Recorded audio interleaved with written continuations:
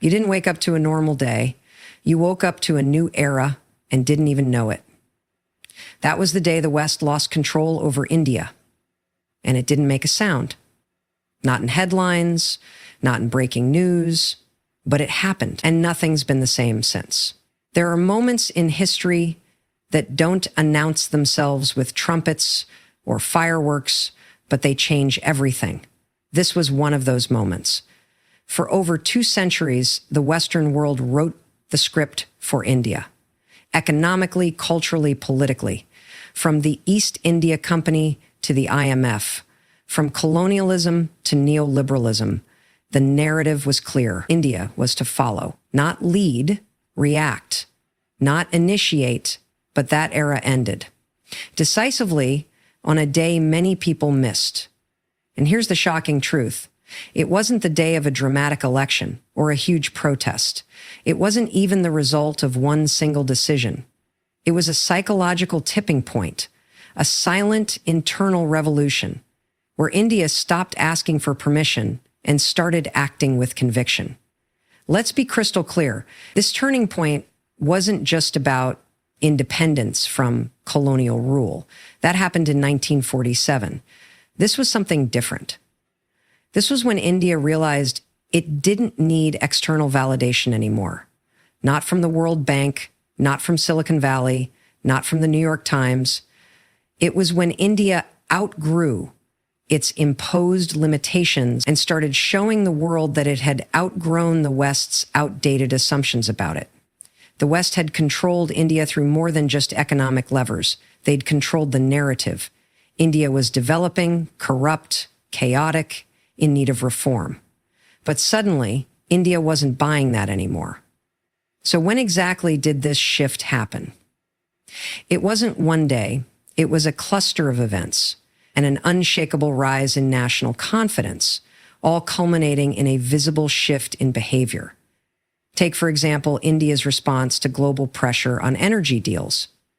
When the West told India to fall in line with their geopolitical strategies, India said no and bought energy from where it wanted, based on its own interests. That's not just foreign policy. That's a power shift. That's a nation saying, we'll decide what's right for us. You no longer get to dictate the terms. Or take India's digital stack, Aadhaar, UPI, and the blazing success of its public tech infrastructure. While Silicon Valley was building for profit, India was building for scale, for inclusion, and it was doing it faster, smarter, and more effectively than most Western nations could dream of. This is where the world began to notice India isn't catching up anymore, it's redefining the game. And that shift, the quiet, firm transition from reactive dependency to proactive leadership, was the real turning point. Because power doesn't just lie in GDP figures. It lies in narrative ownership, in the ability to set the global agenda, not just follow it. Why does this matter? Because once a nation crosses that threshold, it doesn't go back. Once it realizes it can lead, not just follow, it builds a momentum that no amount of external pressure can reverse. And that's what happened. India broke free not just from Western systems, but from the Western mindset. That was the day the West lost control over India. Not because India shouted louder, but because it stopped needing their microphone. This is why that turning point matters, because the day India stopped letting the world define its identity was the day India began defining the world's future. And make no mistake, this wasn't an accident. It was the result of decades of silent progress, cultural resilience, digital innovation, and global assertiveness finally clicking into place. The West didn't lose control over India in a war, a treaty, or a negotiation. They lost control the moment India decided we are not asking anymore. We are acting. And from that moment on, the world order started to tilt. Permanently control isn't just about armies, economies, or sanctions. Control is about the story, the narrative. For over 2 centuries, the West didn't just rule India with weapons or trade. They ruled with a a story in which India was less than, less developed, less educated, less capable. It was the story that made India a project, something to be fixed, modernized, civilized. That story was embedded into everything, from colonial textbooks to global journalism, from development reports to documentaries, shot through the lens of poverty and chaos. And for decades, the world believed it. Worse, India believed it too. That's how narrative monopolies work. They don't just shape how others see you, they shape how you see yourself. But here's the truth about monopoly power. It doesn't last forever. And India, quietly but relentlessly, dismantled it. The day the West lost its grip on India wasn't when India stopped being colonized. It was when India stopped being defined. Let's look at how the narrative shifted and who lost control because of it. 1. The collapse of the savior complex. For decades, Western institutions positioned themselves as helpers. Aid programs, think tanks, NGOs, editorial boards, all pushing the idea that India needed saving, that it needed Western guidance to become modern. But India didn't need saving. It needed sovereignty, not just in territory, but in thought. And once it stopped accepting the role of recipient, the Western savior story lost its audience. When India rejected the conditional aid, the unsolicited advice, and the moral lectures, it wasn't just policy. It was a message. We don't need to be rescued. We've already started building. 2, media control cracked open. For decades, Western media outlets dominated the global conversation. Their headlines set the tone. Their images of slums, poverty, and dysfunction shaped how the world saw India. But something happened. The rise of Indian digital media, independent creators, and unapologetic voices from within the country started painting a different picture of resilience, growth, and strength. Not propaganda, perspective, balanced, local, intelligent. When the BBC's narrative began facing scrutiny in India itself, when Indian readers stopped blindly accepting what The Guardian or the New York Times had to say about their country, that was the shift. India stopped outsourcing its self-image, and that was revolutionary. 3, education and intellectual recalibration. The West exported not just products, but paradigms. It wrote the history books, framed the theory, and decided what progress looked like. Indian education was soaked in it, celebrating Macaulay's vision more than its own indigenous thinkers. But a new wave of intellectual awakening is breaking that pattern. India is reclaiming its philosophical roots, its scientific legacy, its civilizational depth. When Indian thinkers began reinterpreting policy, economics, and geopolitics through Indian frameworks, not Western templates, it cracked the last stronghold of Western narrative dominance, the mind. India isn't imitating, it's influencing. Western companies are adapting Indian models. Tech giants are learning from UPI. Global health discussions are citing Indian wellness systems. And when influence shifts, the narrative follows. 5, owning the mic today, Indians are not waiting for permission to speak. They're leading global organizations, shaping technology, hosting G20 summits, and walking into rooms as equals, not assistants. And perhaps more importantly, the diaspora, once quiet, careful, deferential, is now vocal, proud, and shaping the narrative from inside boardrooms and film studios. The West no longer owns the mic. The story has new authors. So what changed? Everything.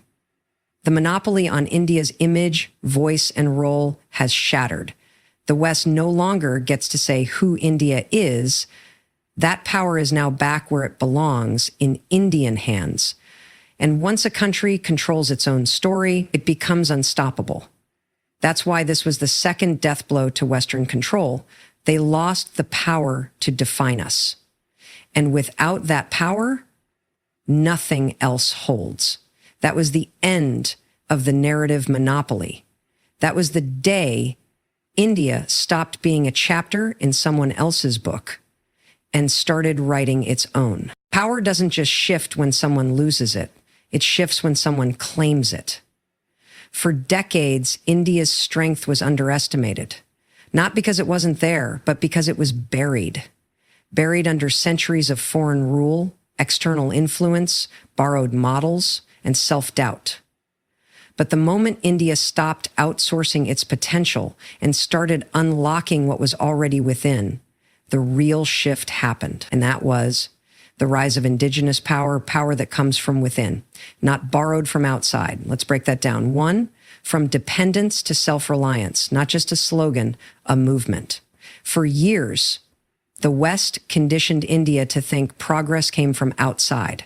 Foreign investment, foreign technology, foreign institutions. But something changed when India began saying, we'll build it ourselves. Atmanirbhar Bharat wasn't just an economic policy, it was a mindset revolution. Suddenly, startups weren't copying Silicon Valley, they were solving Indian problems with Indian logic. Agritech, edtech, fintech, built by Indians, for Indians, in Indian conditions. Companies like Zerodha, Bharat Biotech, and Ola Electric proved one thing. We don't need to import success. We can manufacture it. And when India created its own COVID vaccine at scale and faster than most Western countries, the world had no choice but to take notice. That wasn't just health infrastructure. That was power. Indigenous, scalable, undeniable power. 2, homegrown innovation that doesn't apologize. In the past, indigenous was seen as rustic, less polished, less effective. But now India is proving that innovation rooted in local wisdom can outcompete even the most glamorous Western models. Take the digital public infrastructure DPI, Aadhaar, and DigiLocker. The world had Apple Pay and Google Wallet. India had UPI, and suddenly 1.3 billion people had access to frictionless finance, often with just a thumbprint. While the West debated privacy, scalability, and monopolies, India executed at scale with clarity and inclusiveness. Today, developing nations want to copy India's tech stack, not the West. The West, because India's solutions are practical, affordable, and real. That's indigenous power, creating systems that work, where the West only theorized. 3, the spiritual and cultural reawakening India's power isn't just technological or economic, it's civilizational. For too long, India's spiritual legacy was repackaged and sold back to it, from mindfulness apps to yoga retreats, led by people who couldn't pronounce the Sanskrit names of the poses. But now India is reclaiming it. Not with arrogance, but with quiet, unshakable authority. Yoga is Indian. Ayurveda is Indian. The world's fascination with meditation, breathwork, and Dharma, that's India's gift, not its weakness. Cultural power is real power because it shapes how people feel, think, and live. And when the world begins to aspire to what you've always had, that's a reversal of centuries of suppression. 4, political independence was just the beginning. Mental independence is the revolution.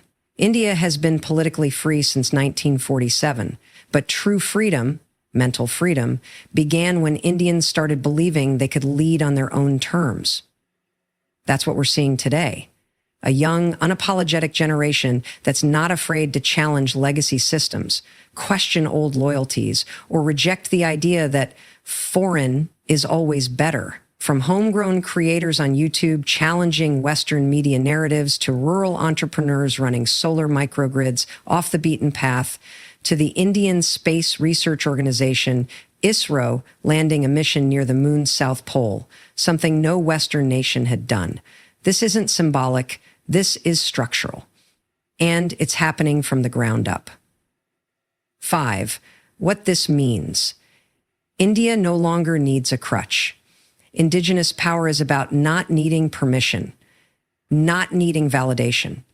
It's about knowing your systems, your culture, your intelligence are enough, not because someone told you so, but because you proved it.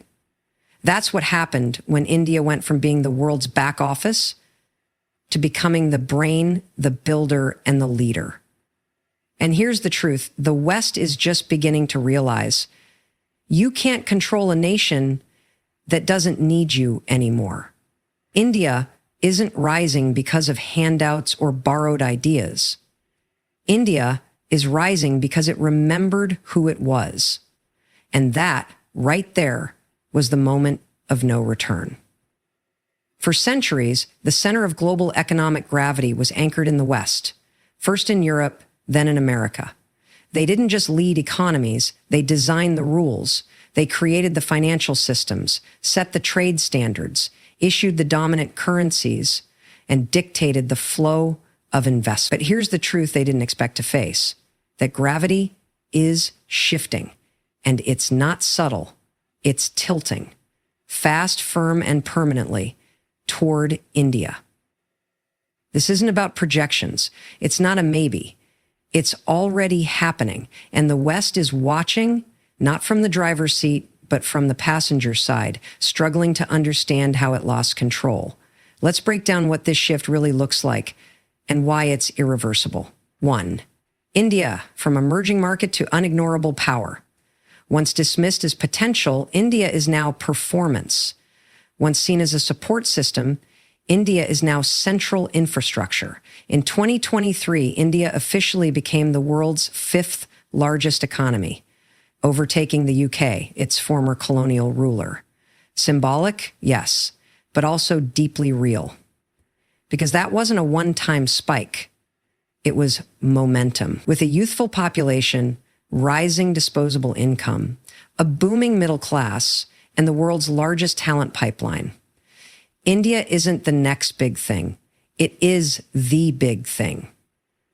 And investors know it. Global companies are not just outsourcing to India, they're building for India, with India, inside India. 2, manufacturing the new world. Literally, for decades, China was the world's factory, but cracks in that model have started to show. Geopolitical tensions, supply chain instability, rising labor costs. Enter India. Under Make in India, the country has quietly become a manufacturing powerhouse. From iPhones to semiconductors, India is scaling up rapidly. Apple began shifting production from China to India. Tata is building semiconductor fabs, and global giants like Samsung, Boeing, and Foxconn are betting billions on Indian soil. This is no longer just about cheap labor. It's about strategic leverage. The West can't afford to ignore India because India now builds what the world consumes. 3, a digital economy that redefines inclusion. Here's where the gravity shift becomes undeniable. While Western economies are stuck debating cashless systems, privacy, and infrastructure access, India already built the world's most inclusive digital economy. Over 400 million Indians transact daily using UPI, a system more advanced than anything the US or EU has managed at scale. It's free, it's instant, it's secure, and it's public infrastructure, not owned by a corporation, but the people. This isn't just tech. It's economic empowerment. Farmers, shopkeepers, students, all integrated into the economy with a few taps. India skipped over the credit card era and landed straight in the future. That leap wasn't just economic, it was civilizational. 4, redrawing the trade map, India's assertiveness in trade deals shows another truth. The country is no longer willing to play by outdated rules. India is making deals with the UAE in rupees. It's signing strategic agreements across Africa, Southeast Asia, and Central Asia, not as a junior partner, but as a peer. The West expects compliance. What it's now facing is competition. India is refusing lopsided trade deals, walking away from exploitative terms and negotiating on equal footing. That's not arrogance, that's maturity. And that's what happens when your economy stops needing approval and starts commanding respect. 5, where the investment flows, so does power. Global capital follows opportunity. And right now, India is the opportunity. It's not just FDI, it's venture capital, sovereign wealth, green tech, startups, infrastructure, in sectors like renewable energy, AI, climate innovation, and EVs. India is where the next 30 years of growth is being written. And when the money flows east, the influence follows. This is the power shift the West can't reverse. The West held power because it held the money. But India is now generating its own and redefining what wealth looks like. Wealth that's inclusive, digital, resilient, and scalable. This isn't a cycle, it's a pivot, a turning point. And it marked the day the West lost its financial grip because India no longer needs its banks, its blueprints, or its validation. The gravity has shifted, and the world's center of economic power now wears a different face.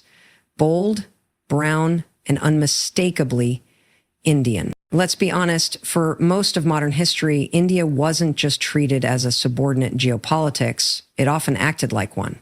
It was expected to pick a side, stay in line, obey the rules written in Washington, Brussels, or London. But that chapter is over. Strategic sovereignty is the new headline, and it's shaking the global order. Because when a country like India stops playing someone else's game and starts setting the terms, the power map doesn't just shift, it cracks wide open. This is the India the West didn't see coming. Not aggressive, not reckless, but quietly assertive, fiercely independent, and absolutely unshakable in its self-interest. Let's unpack what that sovereignty looks like and why it was the fifth nail in the coffin of Western control. 1, the power to say no and mean it. In the old world order, India was often pressured into compliance by Western allies, by global media, by elite institutions and think tanks. But now, India isn't afraid to say no. When the West demanded India fall in line on sanctions against Russia, India refused, not to be rebellious, but because India's interests come first. It bought discounted oil, secured its energy needs, and reinvested those savings into domestic development without apology. This was a watershed moment because saying no without consequences used to be a privilege of the West. Now, India owns that power too. And it sent a message that couldn't be ignored. We are not your instrument. We are a force in our own right. 2, multi-alignment, not non-alignment. For decades, India was associated with the non-aligned movement. But today's India isn't neutral. It's strategically multi-aligned. India partners with the US on tech and defense. It engages Russia on energy. It counters China with strategic depth in the Indo-Pacific. It leads South-South cooperation with Africa and Latin America. And it hosts G20 summits that actually matter. That's not confusion. That's calculated flexibility. While the West is stuck in binary thinking, East versus West, democracy versus autocracy, India is building bridges on its own terms. This isn't fence sitting. It's fence building. India doesn't need a protector because it has become a pivot. 3, diplomacy that's rooted in confidence, not compliance. Strategic sovereignty is most visible in diplomacy. Gone are the days when Indian leaders appeared hesitant on the world stage. Today, India negotiates with a straight spine, whether it's at the UN, WTO, or in bilateral summits. Its diplomats don't apologize for its positions. They defend them with clarity. And when foreign leaders criticize, India responds, not with anger, but with facts, pride, and poise. This is soft power with a steel core. Respect is not requested, it's commanded. 4, border defense with backbone. India's sovereignty isn't just strategic, it's also territorial. Take the border standoff with China in Galwan. India didn't just stand its ground. It changed its entire military posture. Roads were built, troop presence intensified, global awareness raised, and it did all this without dragging the West in as a crutch. This wasn't about escalation. It was about asserting the right to defend on its own terms with its own resources. When a nation no longer depends on others to defend its sovereignty, that's the moment it becomes untouchable. 5. Technology and cyber sovereignty. Strategic power today also lives in digital space, data, cyber control, and digital infrastructure. India has asserted its sovereignty by building its own digital stack, Aadhaar, UPI, regulating foreign apps, pushing for indigenous semiconductors, and refusing to be digitally colonized again. Western big tech doesn't dictate terms here. India sets its own rules. This is why global tech CEOs take India seriously, not out of charity, but necessity. The real message to the world, strategic sovereignty isn't a tactic. It's a transformation in posture. India no longer waits to be included. It includes itself by force of relevance. And when a country this big, this young, this resourceful starts charting its own path, there is no going back. That was the 5th crack in the foundation of Western control. India no longer needs alignment to be powerful. It is powerful because it aligns with itself. Power doesn't always roar with tanks or trillions. Sometimes it flows through songs, stories, and symbols. And for the longest time, the world consumed Indian culture, but not from India. Yoga was taught in LA. Indian philosophy was quoted in TED Talks by non-Indian. Meditation apps sold Vedic breathing in English accents. Bollywood was seen as niche, and Sanskrit was treated like an ancient curiosity, not a living source of wisdom. But now, everything's changed. India has reclaimed its culture, and with that reclamation came something far more threatening to the West than missiles or markets: narrative power. Let's break it down. 1. The world is consuming Indian culture. Authentically, there's a difference between cultural appropriation and cultural ascension. For decades, Indian culture was used as spice, a sprinkle of exoticism to flavor Western stories. But now, Indian voices are telling Indian stories on Indian platforms, and the world is listening.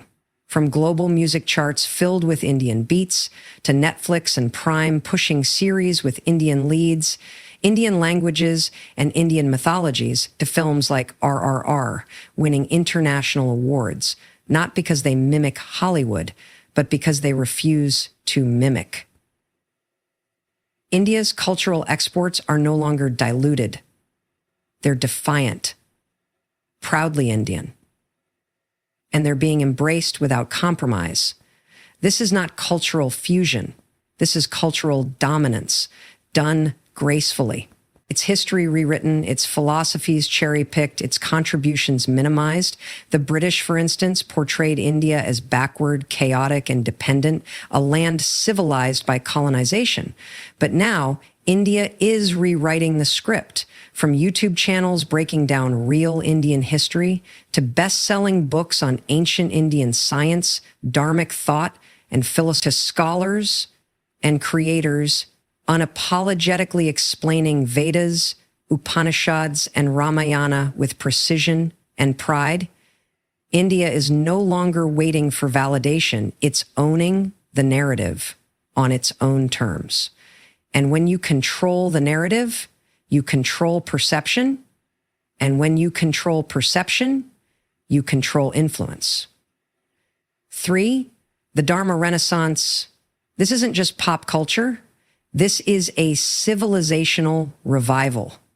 Young Indians across the world are reconnecting with Sanskrit, chanting mantras, celebrating Indian festivals with intention, and reading ancient texts not as rituals, but as roadmaps. And unlike the past, they're not doing it in silence or shame. They're broadcasting it, teaching it, wearing it, living it. This spiritual confidence, not loud, not militant, but deeply rooted, is the West's soft power nightmare, because for decades, Western spiritualism fed off Indian wisdom while mocking its origin. Now that pipeline is being reclaimed at the source. India is no longer the borrower, it's the lighthouse. 4. Indian diaspora, global, proud, and loud. The Indian diaspora, once told to assimilate, blend in, soften their accent, change their names, is now leading boardrooms, creating billion-dollar companies, and shaping global culture with their full Indian identity intact. Sundar Pichai, Satya Nadella, Rishi Sunak, Kamala Harris, but also poets, rappers, designers, chefs, professors. And they're not trying to be Western anymore. They're expanding what global looks like, with India at the center of it. This is diaspora as amplifier, turning Indian culture into global currency. 5. Soft power as the silent superweapon. Hard power gets attention, but soft power wins minds. It's not about tanks, it's about textbooks. Not about warships, but worship. When countries admire your wisdom, celebrate your holidays, learn your language, and quote your philosophy, without you needing to push, that's undeniable power. And India is now the soft power engine that others try to imitate, but cannot replicate. Because this isn't manufactured, it's authentic, ancient, and still alive. The West once exported power through media, education, and culture. But India is now offering something the West cannot: depth, continuity, and soul. When the world starts looking to India not just for goods or code, but for guidance, that's not influence, that's civilizational gravity. This was the final crack. When the world turned to India not to learn trends, but truths. And on that day, the West didn't just lose control, it lost the story. And the storyteller is now unmistakably, unapologetically Indian. And so